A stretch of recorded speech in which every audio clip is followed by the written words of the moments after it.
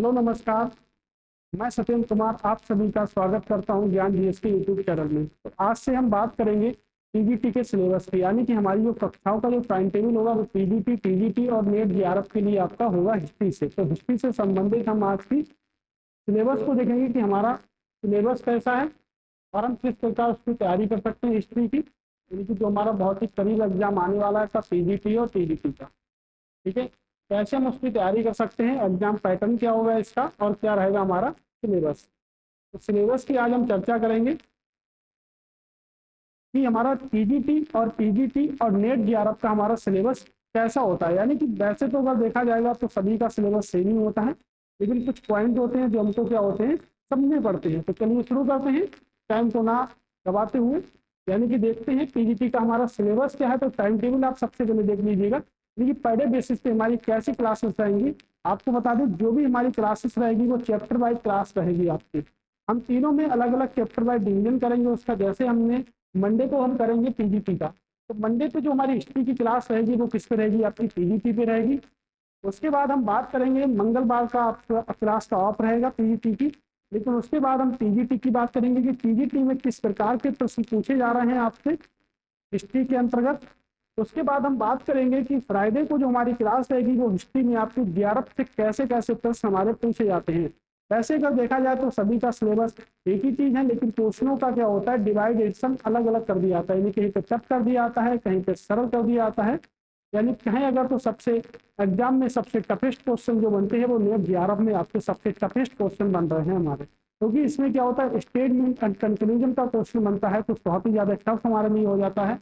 अब बात हम यहाँ से यूपीपीसीएस पे भी कर लेंगे कि यूपीपीसीएस पे ऐसे कितने प्रश्न होते हैं जो हमारे एग्जाम में बनते हैं। बट देखा जाए कहीं ना कहीं तक सिलेबस जो है ना हिस्ट्री में समान ही होता है सभी का, बट क्वेश्चन टफ, यानी कि क्वेश्चनों का जो मीडियम हो सकता है वो हमारा क्या हो सकता है लो लेवल का जो मीडियम होता है वो हमारे एसएससी हो गया, आपके एग्जामों में आता है। तो अगर हम यहाँ से देखेंगे तो हमारे एसएससी के एग्जाम हो गए, यूपी पुलिस के एग्जाम हो गए, क्योंकि सभी के एग्जाम को भी हम देख सकते हैं यहाँ से छोटे छोटे क्वेश्चनों को निकाल के वन लाइनर के फॉर्मेट में भी देख सकते हैं।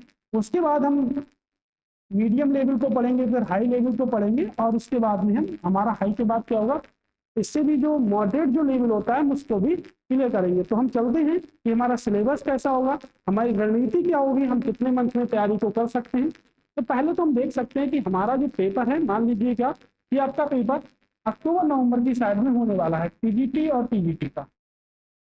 तो यहाँ से जो हमारा पेपर हो सकता है वो अक्टूबर नवंबर में हो सकता है आपका। उससे पहले भी अगर हमारा पेपर हो रहा है तो हम कह सकते हैं कि जो पेपर हमारा है यहाँ से उसकी भी तैयारी क्या करें, हम बूस्ट एकदम कर लें, यानी कि आने वाले पेपर में हमारा पूरी तरह से क्या हो जाए सिलेक्शन हो जाए और हम इंटर कॉलेज के क्या है टीचर बन जाए यहाँ से। तो हम देखते हैं कि हमारा जो सिलेबस होगा, यानी कि आपको पर डे बेसिस पे क्या करनी है, एक तो हमारा क्लास बनाना है और उसके बाद में हमारा जो भी नोट्स है उसको आपको हम पीडीएफ फॉर्मेट में दे देंगे। अगर आपको व्हाट्सअप करना है तो उसके लिए आपके लिए नंबर है कि व्हाट्सअप आप कर सकते हैं इस नंबर पे, ठीक है, 9411024474। ये हमारा व्हाट्सअप का नंबर है, आप इस पे अपना नाम लिख के व्हाट्सअप भी कर सकते हैं। आप बता सकते हैं आप कहाँ से हैं, ये लिख सकते हैं, आप अपना नाम लिख सकते हो और किसके लिए आप तैयारी कर रहे हैं आप कर सकते हैं। इससे क्या होगा इस नंबर पे आपको पीडीएफ दे दी जाएगी, यानी कि जो हमारी पर डे क्लासेस होंगी वो आपकी क्या होंगी पीडीएफ के माध्यम से हो जाएंगी। अगर आपको टेलीग्राम का ग्रुप ज्वाइन करना है तो आप वो भी कर सकते हैं, हमारे टेलीग्राम का ग्रुप भी ज्वाइन कर सकते हैं यहाँ से। ओके, तो ये हमारा आपके साथ में क्या रहा, एक कॉन्सेप्ट यहाँ पे रहा है कि हम व्हाट्सएप के थ्रू आपको पीडीएफ भी दे देंगे। अक्टूबर नवंबर की अगर हम लेके चलते हैं तो कितनी जल्दी हम सिलेबस को यहाँ से क्या करेंगे पूरा कर सकते हैं। चलिए अब देखते हैं हमारा सिलेबस क्या है। तो आप याद रखिएगा ये हमारा व्हाट्सअप नंबर है, तो आप अपना नेम लिखिए, इसमें 3 चीजें हमको लिखनी है। एक तो नेम लिखना है हमको, ठीक है, आपको कौन सी पीडीएफ चाहिए ये लिखना है, तो आपको उसी ग्रुप में जोड़ दिया जाएगा। तो आज से ग्रुप भी हमारा बन जाएगा, यानी कि आप पीजीटी के मेंबर हो तो पीजीटी का आपको, आप टीजीटी के हो तो टीजीटी का आपको मिल जाएगा मटेरियल, और उसके बाद आप अगर जेआरएफ के हो तो आपको जेआरएफ का मटेरियल मिल जाएगा, ठीक है। अब बाकी ओवरऑल एक ग्रुप ऐसा भी हम बना लेंगे जिसमें सभी का क्या होगा मटेरियल आपको प्रोवाइड होगा, यानी कि जितनी भी हमारी ज्ञान जीएस यूट्यूब चैनल पर जितनी भी हमारी क्लासेस चल रही है उन सभी का क्या होगा मटेरियल हम इसको प्रोवाइड कर देंगे। तो वही नंबर है हमारा 94100244 474, ये हमारा नंबर है, आप इस पर व्हाट्सअप कर सकते हैं। अब हम देखते हैं यहाँ से कि हमारा जो सिलेबस है वो क्या रहेगा यहाँ से। तो सिलेबस की चर्चा हम कर लेते हैं, यानी कि पहला अगर पॉइंट की बात करेंगे तो पूरा ऐतिहासिक संस्कृति, यानी कि बहुत पहले की संस्कृति जो है हमारी, सांस्कृतिक जो हमारी चीजें हैं, कल्चर जो हमारा होगा उसकी बात हम करेंगे। यानी कि इसमें क्या आएगा, पूर्व पाषाण युग आएगा आपका, मध्य पाषाण युग आएगा आपका, नव पाषाण काल युग है। यानी कि हम कह सकते हैं जो हमारी यहाँ से हम ये भी निकाल सकते हैं कि यहाँ से जो हमारा डिवाइड है युगों में, तो हम कह सकते हैं आपका मध्य पाषाण काल है, नव पाषाण काल है और आपका पूर्व पाषाण काल भी है। उसके बाद हम देखेंगे सिंधु घाटी सभ्यता। सबसे ज्यादा अगर प्रश्न आते हैं पेपर में तो सिंधु घाटी सभ्यता से कई सारे प्रश्न आते हैं।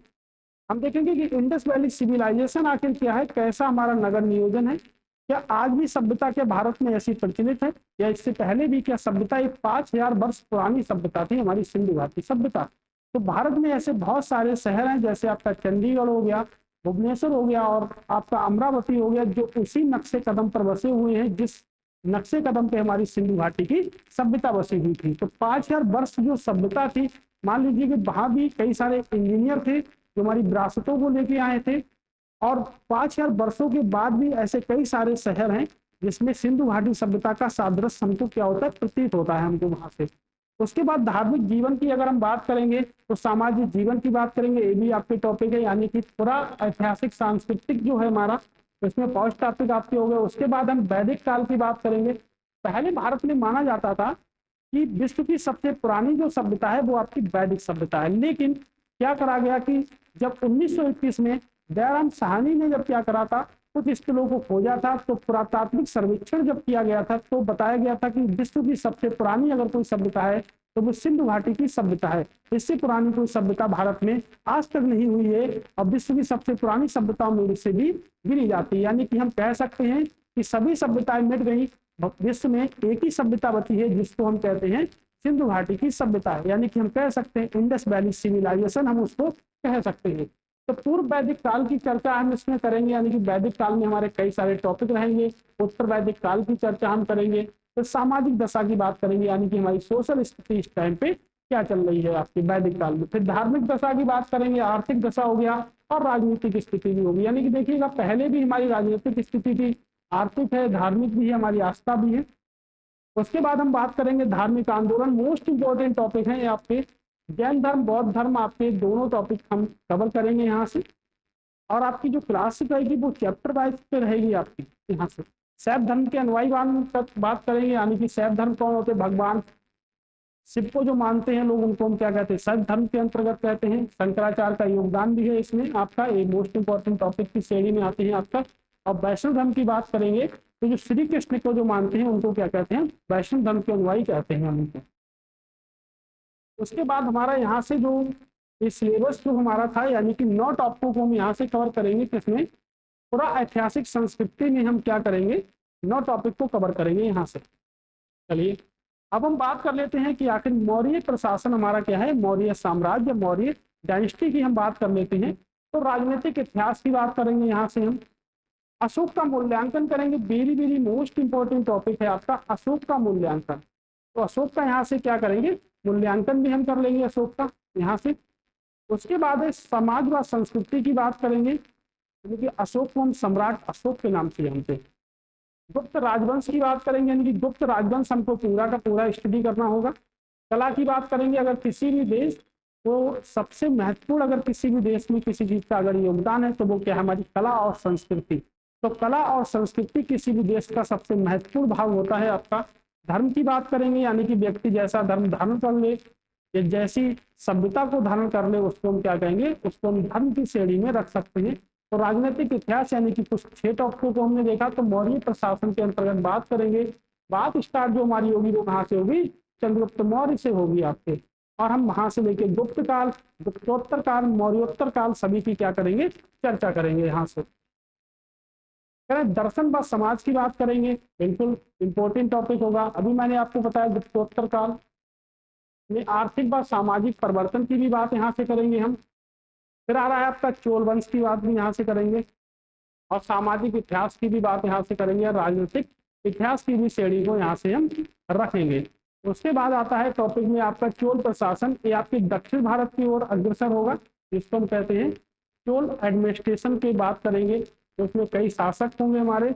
उसके बाद हम देखेंगे कि उत्तर भारत की राजनीतिक व सामाजिक स्थिति को हम देखेंगे।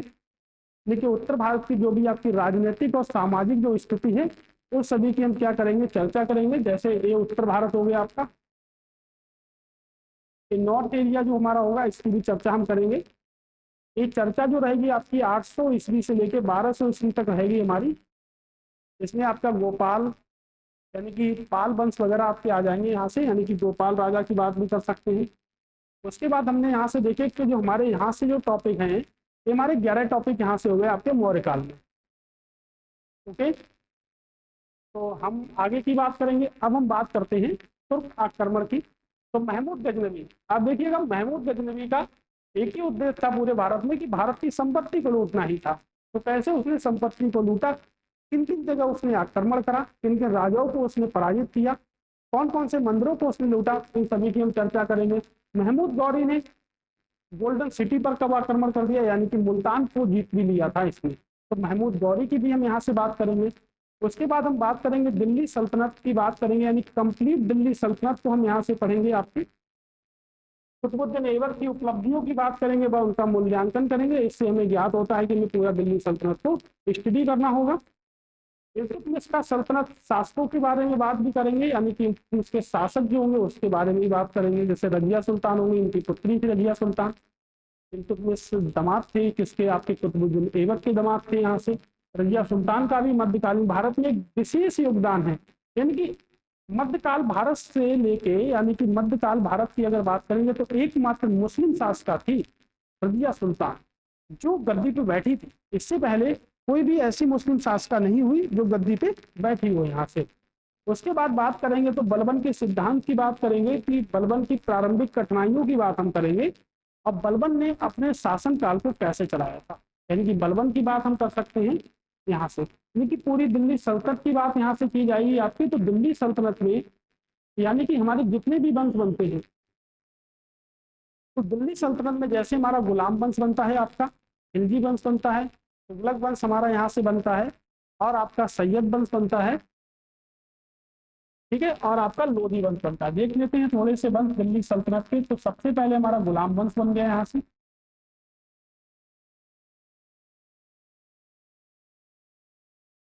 खिलजी वंश हो गया हमारा,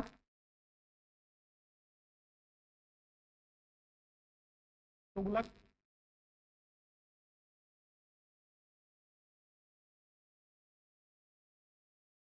सैयद वंश, और उसके बाद अगर हम बात करेंगे तो लोधी वंश।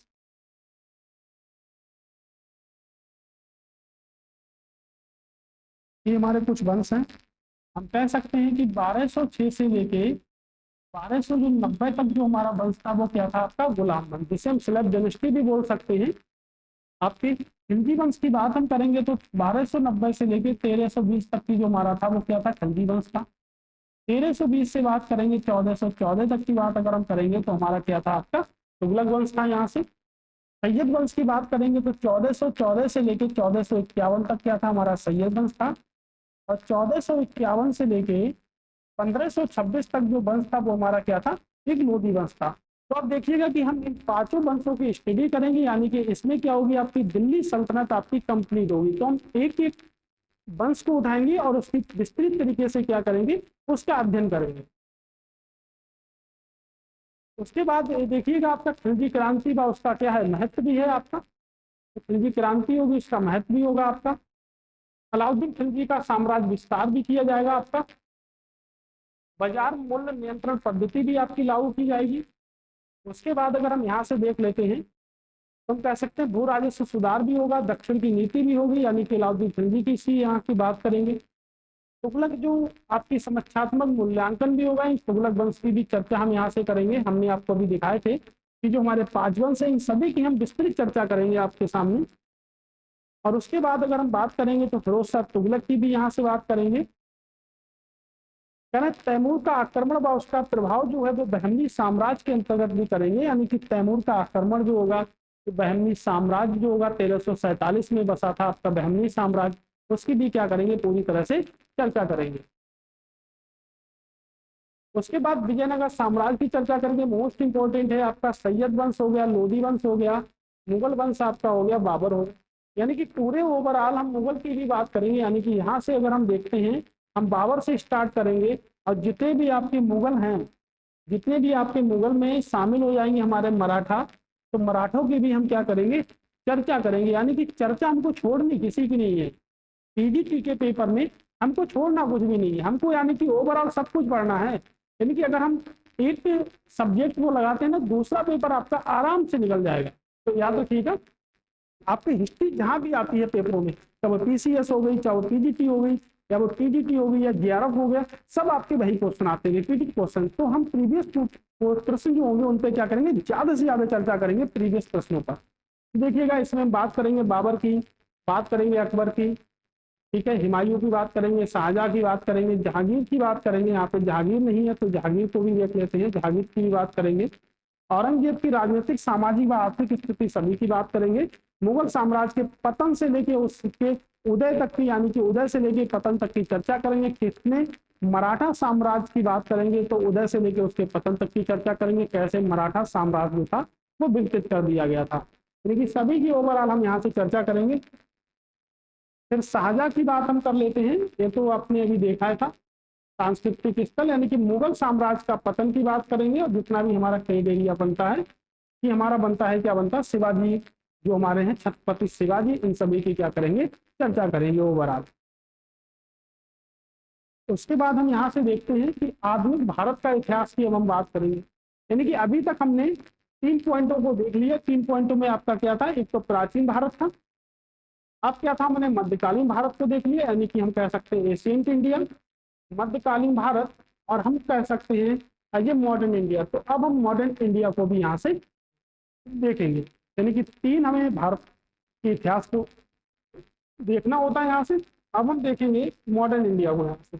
चलिए देखते हैं कि मॉडर्न इंडिया में ऐसे कौन से टॉपिक हैं जिनकी चर्चा हम करते हैं।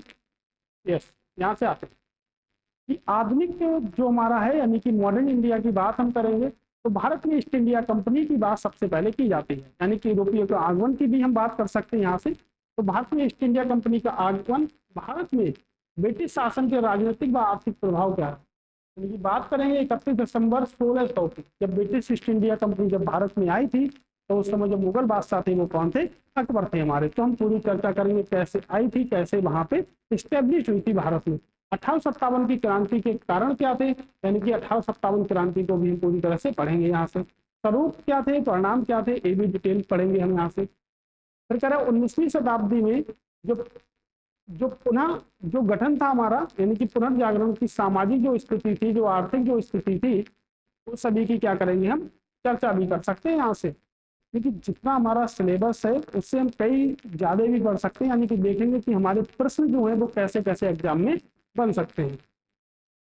उसके बाद आप देखिएगा कि आधुनिक भारत में, यानी कि 19वीं शताब्दी की बात कर रहे हैं यहाँ से, 19वीं शताब्दी, तो दयानंद सरस्वती की बात करेंगे, राजा राम मोहन राय की बात करेंगे, अरविंद घोष की बात करेंगे, एनी बेसेंट की बात करेंगे, राष्ट्रीय आंदोलन व स्वतंत्रता संग्राम में महात्मा गांधी के योगदान की भी बात करेंगे यहाँ से। फिर कह रहे हैं स्वतंत्रता प्राप्ति की यहाँ से बात करेंगे, देश के विभाजन की भी बात करेंगे, और स्वतंत्रता प्राप्ति की भी पूरी तरह से क्या करेंगे, बात करेंगे 2000 तक की। यानी कि जो हमारा आधुनिक जो इंडिया इस टाइम पे जो बसी, यानी कि स्वतंत्रता प्राप्ति के बाद की बात करेंगे, उससे पहले की भी बात करेंगे हम इतिहास में।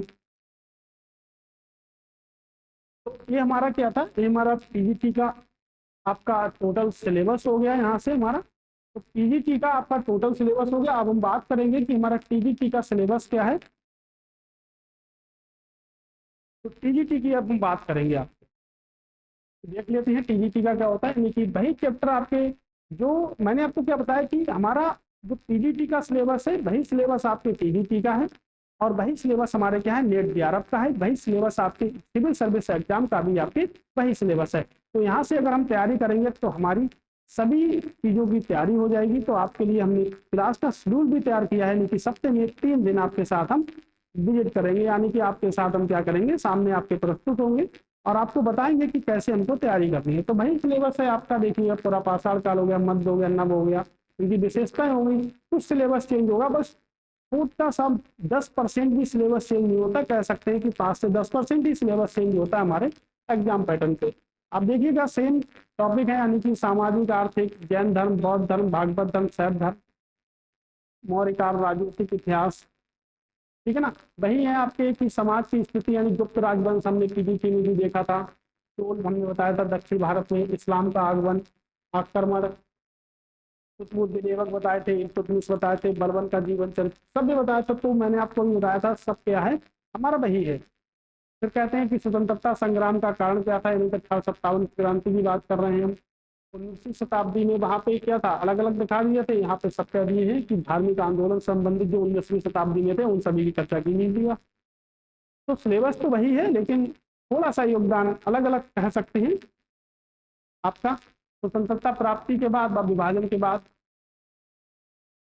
गयासुद्दीन तुगलक की बात कर सकते हैं, तुगलक वंश, मोहम्मद बिन तुगलक की बात कर सकते हैं कि जजिया सबसे पहले, दोस्त तुगलक की बात कर सकते हैं, तैमूर पर आक्रमण कर सकते हैं, लोधी वंश भी कर सकते हैं। यहाँ से मैंने पढ़ा था बाबर, मुगल है ना, जितने भी आपके मुगल बादशाह हैं सभी के पतन चरित्र की बात यहाँ से भी कर सकते हैं हम। सिलेबस देखिएगा बिल्कुल सेम है, ये हम इसलिए आपको दिखा रहे हैं कि सिलेबस बिल्कुल सेम है आपका, इस सिलेबस से कुछ भी हटा हुआ नहीं है, चाहे वो नेट जेआरएफ का सिलेबस हो या पीजीटी का हो या टीजीटी का हो। आपका कुछ कंफ्यूजन रहता है कि सिलेबस के चेंज है, नहीं, ज्यादा सिलेबस चेंज नहीं है, 5 से 10% हेर फेर रहता है, लेकिन ज्यादा हमारा सिलेबस चेंज नहीं है।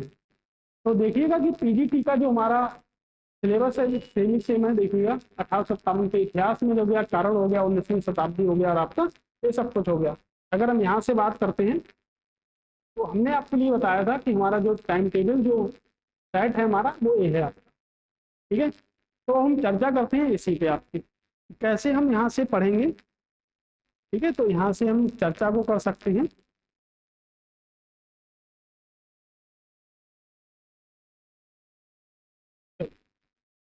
अब हमने आपके लिए जो क्लासों को जो डिजाइन किया है, हमने यहाँ से जो क्लासों को जो डिजाइन किया है वो इस टाइप से क्लासों को हमने डिजाइन किया है कि मंडे को हमारी जो रहेगी वो पीजीटी की क्लास आपकी रहेगी, और अगर वेडनेसडे की बात करेंगे तो क्लास जो हमारी रहेगी वो क्या रहेगी, पीजीटी की रहेगी। और जो फ्राइडे की जो हमारी क्लास होगी वो क्या होगी, आपकी जेआरएफ की क्लास, ठीक है। तो क्या करेंगे हम, तो जितने भी आपके प्रीवियस ईयर प्रश्न आए हैं, जैसे मान लीजिएगा हमने पहला टॉपिक ले लिया आपका सिंधु घाटी सभ्यता, इंडस वैली सिविलाइजेशन का टॉपिक हमने ले लिया है।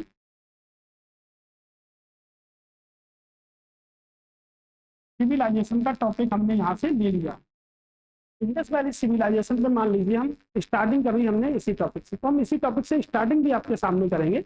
इंडस वैली सिविलाइजेशन से हम कह सकते हैं सिंधु घाटी सभ्यता से अगर हम बात करते हैं, तो जैसे हमने क्या देखा, सबसे पहले हमने फॉर्मेट में देखा कि किस टाइप के प्रश्न हमारे पीजीटी में पूछे गए हैं सिंधु घाटी सभ्यता से।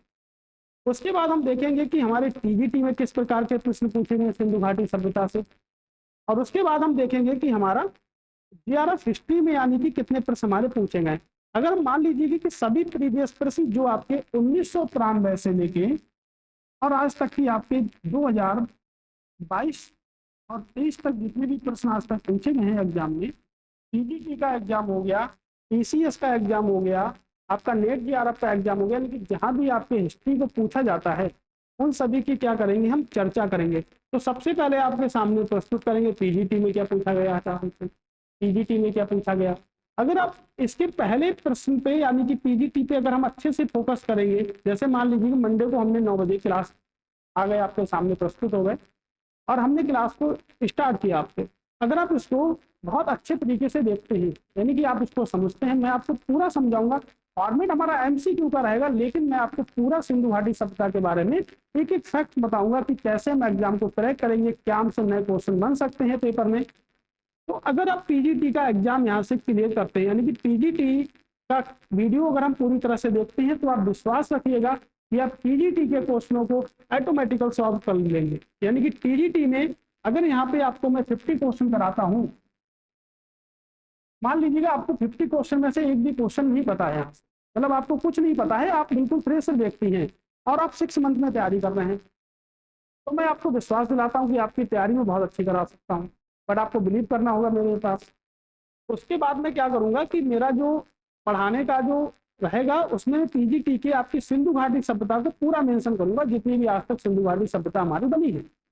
ओके, उसके बाद क्या होगा, अगर आप इसमें 50% से आप मान लीजिएगा एक भी प्रश्न नहीं लगा सकते, लेकिन आपने जो वीडियो है वो बहुत ही अच्छी तरीके से देखा है, तो हम उसमें क्या करेंगे कि जो हमारा टीजीटी का जो हम जब बुधवार को आपके सामने जब टीजीटी का जब फॉर्मेट लेके आएंगे, यानी कि टीजीटी के प्रश्नों को लेके आएंगे, तो आप विश्वास रखिएगा कि आपको अगर मैं 50 प्रश्न कराता हूं तो आप उसमें अगर पहली बार में अगर आप पढ़े हुए हैं तो 50 में से आप 40 प्रश्नों को हल कर देंगे, अगर आपने वीडियो को बहुत अच्छी तरह से देखा है तो। क्योंकि वही रिपीटेड क्वेश्चन हमारे पेपरों में बार बार पूछे ही पूछे जाते हैं, तो यहाँ पे तो हम रिपीटेड क्वेश्चन नहीं करेंगे, लेकिन अलग अलग फॉर्मेट में टीजीटी क्वेश्चनों को हमने अलग से डिजाइन किया है, पीजीटी के अलग से डिजाइन किया है, और जीआरएफ के आपकी अलग से डिजाइन किया। अब आप क्या करेंगे, हम अगर दोनों को देखते हैं, मान लीजिएगा हम पीजीटी को भी देखते हैं और हम टीजीटी को भी अच्छे से देखते हैं, यानी कि हम उसका डिस्क्राइब जो है वो अच्छे से समझते हैं, तो आप बिलीव रखिएगा कि आने वाले हिस्ट्री के पेपर में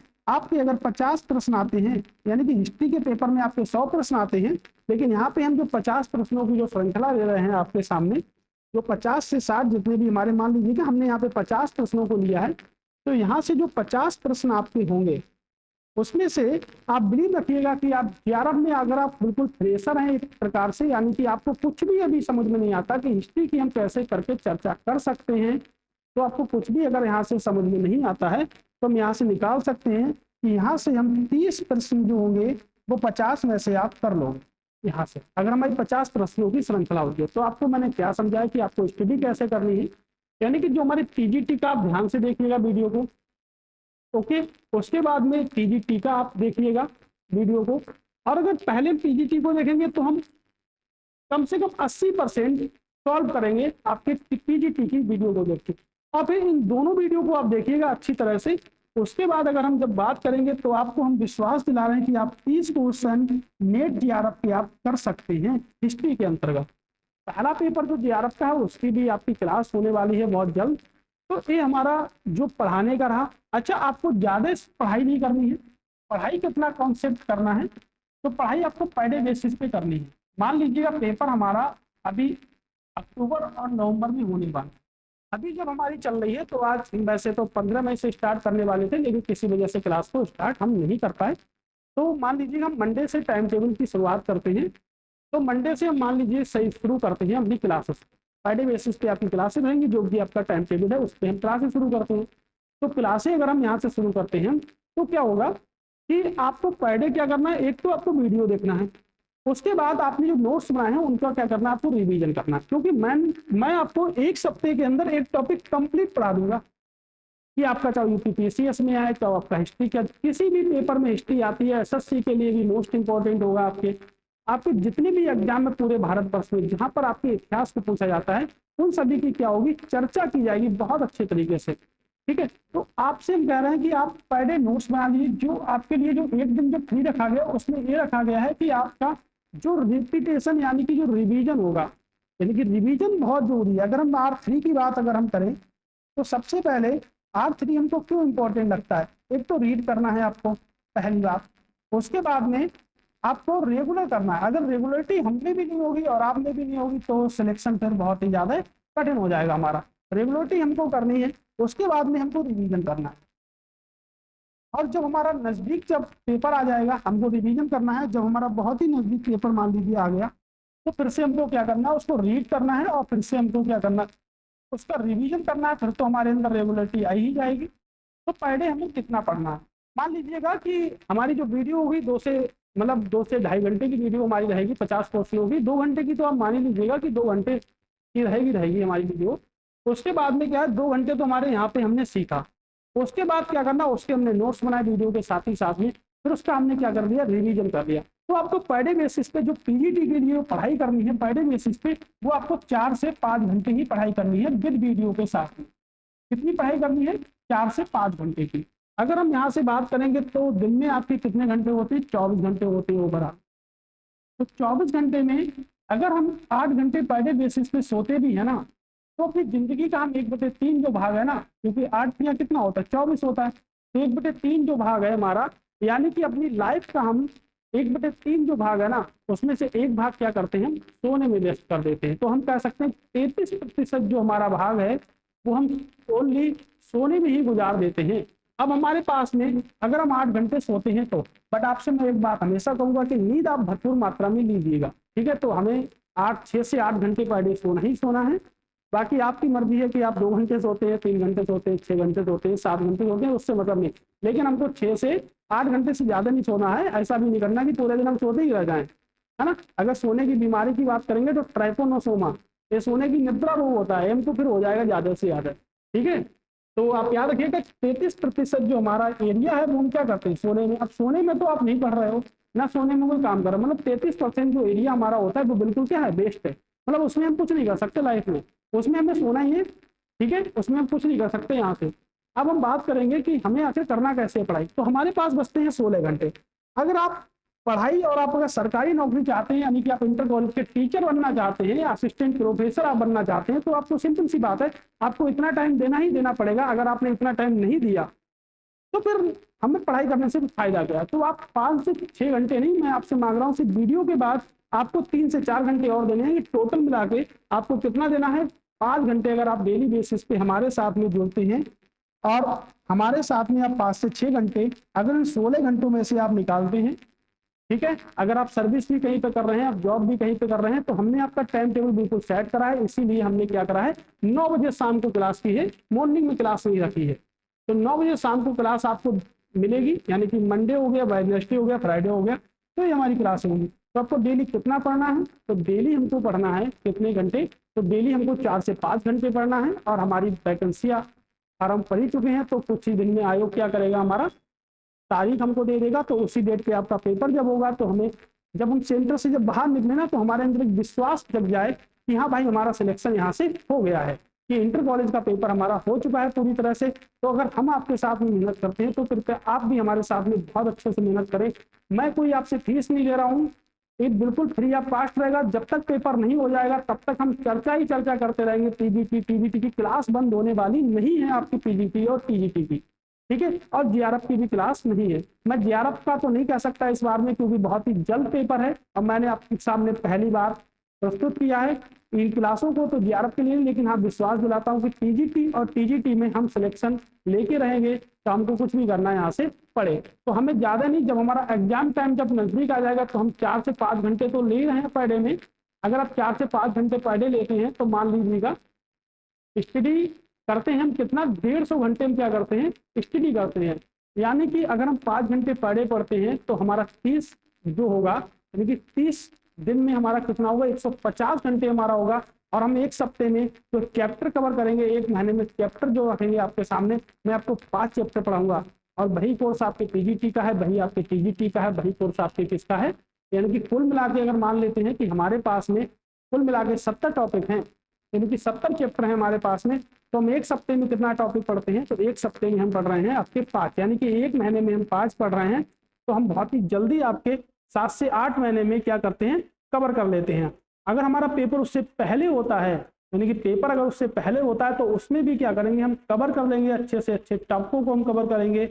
ये आपके लिए मोस्ट इंपॉर्टेंट रहेंगे। यानी कि हम बहुत ही जल्दी स्पीड से, हम ये तो आपको मिनिमम बता रहे हैं कि हम 5 टॉपिक को कवर कर सकते हैं। जो टॉपिक हमारा छोटा है उससे ज़्यादा भी हम कवर कर सकते हैं। तो मान लीजिए कि हमारी मिनिमम जो संख्या है एक महीने में टॉपिक कवर करने की, वो कितनी है आपके, वो आपके 5 टॉपिक हम कवर कर लेंगे। और उम्मीद रखिएगा कि आप अगर हमारे साथ में जुड़ते हैं तो प्लीज़ आप बताएं लोगों को कि हाँ क्लास है, बिल्कुल फ्री है, मैं आपसे कोई फीस नहीं ले रहा हूँ। और आप मुझे बताइएगा कि आपको मेरी क्लासें कैसी लगती थी, है ना। जब हम क्लास को स्टार्ट करेंगे तो आप बताइएगा मुझको कि हाँ सर ठीक है। आप बताइएगा कि मतलब किस टाइप से हमें क्लास लेनी है। अगर आपकी कोई एडवाइस है तो आपको मैंने नंबर भी दे दिया है, व्हाट्सअप का नंबर भी अगर मैंने दे दिया है। अगर किसी ने नहीं लिखा है तो लिख सकता है, वो 94-100-24-474। आप इस पे अपना नाम और शामिल हो जाए आप कि आपको किसकी तैयारी करनी है, पीजीटी, टीजीटी या आपके जीआरएफ। यानी कि आप लिख सकते हैं कि हिस्ट्री की सब तैयारी कर रहे हैं, तो एक ग्रुप हम बना लेते हैं इसमें, जिससे आपका क्या है, इनकी अगर आपको हम अन्य ग्रुप में भी अगर जोड़ देते हैं तो जितना भी हमारा ज्ञान जीएस में जो भी मैटर आपका आता है उन सभी की आपकी पीडीएफ मिल जाएगी, यानी कि आप किसी को बता भी सकते हैं कि ज्ञान जीएस आपको बिल्कुल फ्री में प्रोवाइड करा रहा है। उसके बाद एक तो मैं आपको बता रहा था कि हिस्ट्री की ही क्लासें हमारी नहीं चलेंगी, बल्कि हमारी जैसे मान लीजिएगा हिस्ट्री तो आपकी चली रही है, ठीक है, हिस्ट्री की तो बात हम कर ही रहे हैं यहाँ से।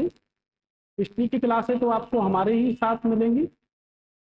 उसके बाद में आपकी ज्योग्राफी की भी क्लासें होंगी, ठीक है। ज्योग्राफी के बाद में हम बात करेंगे आपकी केमिस्ट्री की,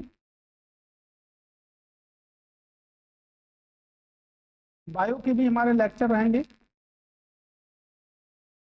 ठीक है, अलग अलग टीचरों के साथ में रहेगी हमारी क्लासेस।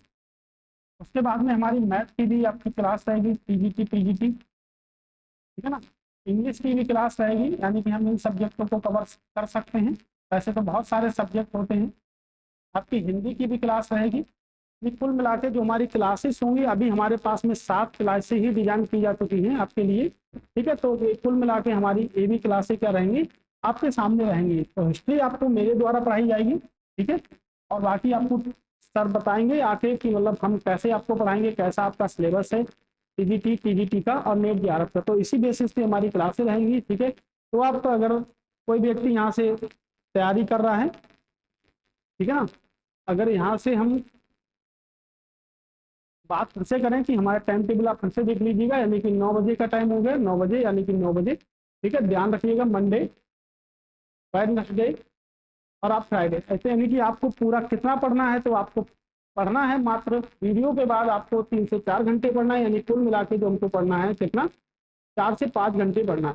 तो जो भी हम देखेंगे इन तीनों में एक दिन एक ही टॉपिक को देखेंगे, ठीक है, यानी कि सप्ते में हम एक टॉपिक को पूरी तरह से कंप्लीट कर लेंगे, तो एक महीने में हम 5 टॉपिकों को पूरी तरह से क्या कर लेंगे, कंप्लीट कर लेंगे। यानी कि हमारा प्रश्न जो पेपर बनेगा वो क्या होगा, आप लोगों से हटके बच के नहीं जाएगा, ठीक है।